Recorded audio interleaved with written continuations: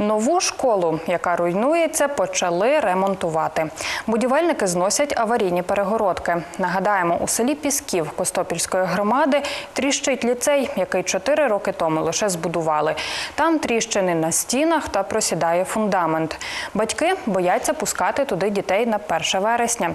Після розголосу у ЗМІ у закладі почали усувати недоліки. Будівельники вже зносять аварійні перегородки у класі трудового навчання.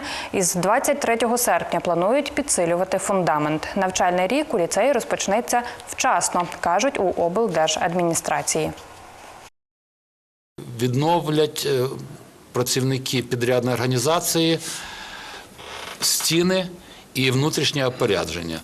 Навчальному процесу станом на сьогодні, за інформацією і профільного департаменту, і підрядника, і управління УКБ, не загрожує нічого. Тобто нема критичних речей і не пов'язано воно з несущими конструкціями, а ремонт і локалізація в кабінеті трудового навчання і в коридорі буде проведена так, що діти підуть 1 вересня в школу.